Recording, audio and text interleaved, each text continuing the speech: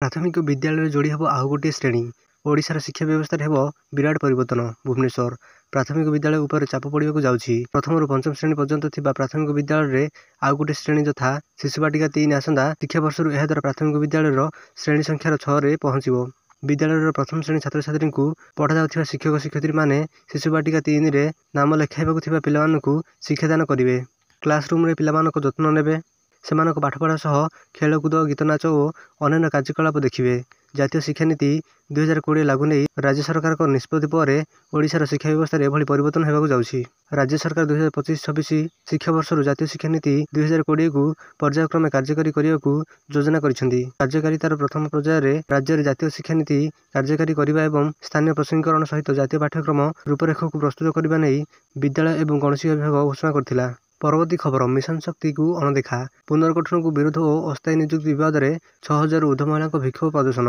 ବାରିପଦା ଗତ ବିଜେଡି ସରକାର ସମୟରେ ସବୁଠୁ ଚଳଚଞ୍ଚଳ ଥିବା ମିଶନ ଶକ୍ତି ବିଭାଗ ମୟୂରଭଞ୍ଜ ଜିଲ୍ଲାରେ ଏବେ କୋମାରେ ରହିଛି। ଗତ 5ଟି ଆର୍ଥିକ ବର୍ଷ ଅର୍ଥାତ୍ 2024 ମାର୍ଚ୍ଚ ସୁଦ୍ଧା ମୟୂରଭଞ୍ଜ ଜିଲ୍ଲାକୁ ମିଶନ ଶକ୍ତି ବିଭାଗ ପକ୍ଷରୁ 100 କୋଟି ଟଙ୍କାର ଆର୍ଥିକ ଅନୁମୋଦନ ଆସିଥିଲା। ପରନ୍ତୁ ବିଜେପିର ନୂଆ ସରକାର ଗଠନ ହେବାର 7 ମାସ ବିତିଗଲାଣି, କିନ୍ତୁ ଜିଲ୍ଲା ମିଶନ ଶକ୍ତି ବିଭାଗକୁ ଟଙ୍କାଟିଏ ବି ଅନୁଦାନ ଆସିନାହିଁ। ଏହି ବିଭାଗକୁ ବନ୍ଦ ଅବା ପୁନର୍ଗଠନ କରି ଦିଆଯିବ ବୋଲି ଅମଲାତାନ୍ତ୍ରିକ ଦପ୍ତରରେ ଜୋରଦାର ଆଲୋଚନା ହୋଇଛି, ଯାହାକୁ ନେଇ ମିଶନ ଶକ୍ତି ମହିଳାମାନେ ବିକ୍ଷୋଭ ପ୍ରଦର୍ଶନ କରିଛନ୍ତି। ପରବର୍ତ୍ତୀ ଖବର ରାଜଧାନୀ ଦିଲ୍ଲୀରେ ପ୍ରବଳ ଥଣ୍ଡା। ଜାଣନ୍ତୁ ଓଡ଼ିଶାରେ କିପରି ରହିବ ପାଗ।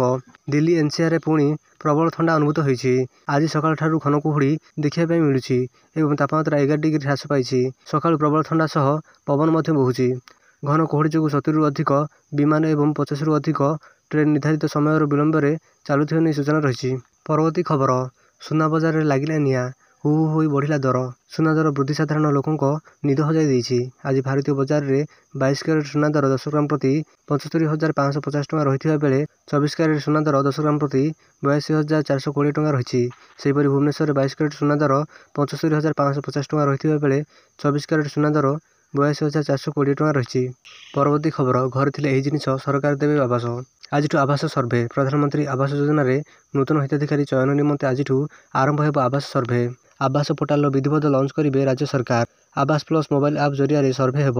ଉଭୟ ଅଫଲାଇନ୍ ଏବଂ ଅନଲାଇନରେ ଆବେଦନ କରିପାରିବେ ହିତାଧିକାରୀ। ଏଥର ପ୍ରଧାନମନ୍ତ୍ରୀ ଆବାସ ଯୋଜନା ପାଇଁ ଯୋଗ୍ୟତା ମାନଦଣ୍ଡରେ କୋହଳ କରିଛନ୍ତି ସରକାର। ପୂର୍ବରୁ ଥିବା ହିତାଧିକାରୀଙ୍କ ପରିବାରର ମାସିକ ଆୟ 10,000ରୁ 15,000 କରାଯାଇଛି। ମାନେ ପରିବାରର ମାସିକ ଆୟ 15,000 ଟଙ୍କା ଥିଲେ PMAY ପାଇଁ ଯୋଗ୍ୟ ବିବେଚିତ ହେବେ। 2 ଚକିଆ ଯାନ, ଫ୍ରିଜ୍, ଲ୍ୟାଣ୍ଡଫୋନ୍ ଥିଲେ ବି PMAY ପାଇଁ ଯୋଗ୍ୟ ବିବେଚିତ ହେବେ। ତେବେ 1.5ରୁ 2 ମାସ ଚାଲିବ ଆବାସ ସର୍ଭେ। ଆବେଦନକାରୀମାନେ ପଞ୍ଚାୟତଗୁଡ଼ିକରେ ଅଫଲାଇନରେ ଆବେଦନ କରିପାରିବେ କିମ୍ବା ଅନଲାଇନରେ ମଧ୍ୟ ଆବେଦନ କରିପାରିବେ।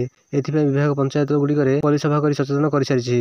ପରବର୍ତ୍ତୀ ଖବର ରାଜ୍ୟରେ ବଢ଼ିଲା ତାପମାତ୍ରା। ଭୁବନେଶ୍ୱର ରାଜ୍ୟରେ ବଢ଼ିଲା ତାପମାତ୍ରା।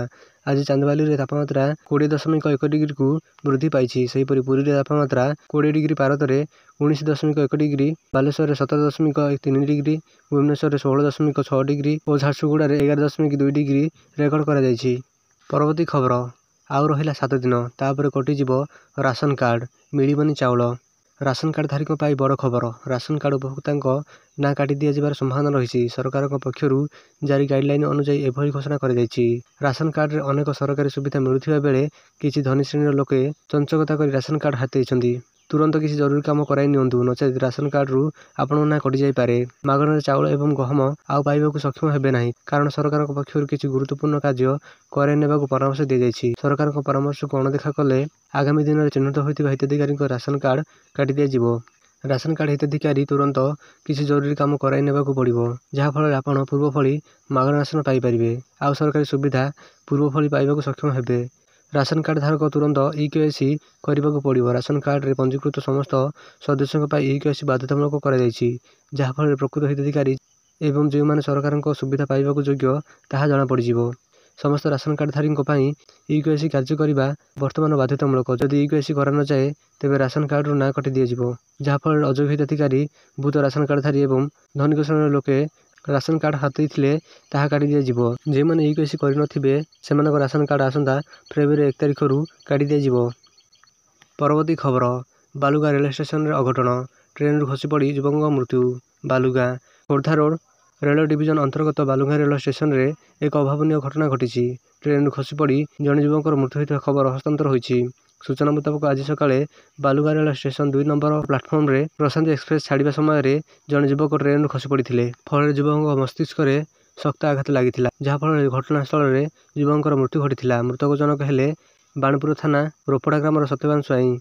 ପରବର୍ତ୍ତୀ ଖବର। ବିଜେଡିର ରାଜ୍ୟ ସରକାରକୁ ପ୍ରଶ୍ନ, ପୁରୁଷଙ୍କୁ କେମିତି ମିଳିଲା ସୁଭଦ୍ରା ଟଙ୍କା? ଭୁବନେଶ୍ୱର।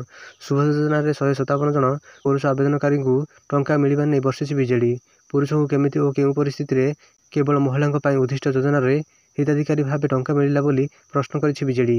ଶଙ୍ଖ ଭବନରେ ଆୟୋଜିତ ସାମ୍ବାଦିକ ସମ୍ମିଳନୀରେ ବରିଷ୍ଠ ବିଜେଡି ନେତ୍ରୀ ତଥା ବିରୋଧୀ ଦଳର ମୁଖ୍ୟ ସଚେତକ ପ୍ରମିଳା ମଲ୍ଲିକ ରାଜ୍ୟ ସରକାର ଉପରେ ଏହି ପ୍ରସଙ୍ଗକୁ ନେଇ ମାମଲା କରିଛନ୍ତି। ସରକାରଙ୍କୁ ସମାଲୋଚନା କରି କହିଛନ୍ତି ଯେ 157 ଜଣ ନୁହେଁ 5000ରୁ ଅଧିକ ପୁରୁଷ ସୁଭଦ୍ରା ଟଙ୍କା ପାଇବାକୁ ଆବେଦନ କରିଛନ୍ତି। ଉପମୁଖ୍ୟମନ୍ତ୍ରୀ ପ୍ରଭାତୀ ପରିଡ଼ା ଯାହା କହିଛନ୍ତି ତାହା ସତ ନୁହେଁ।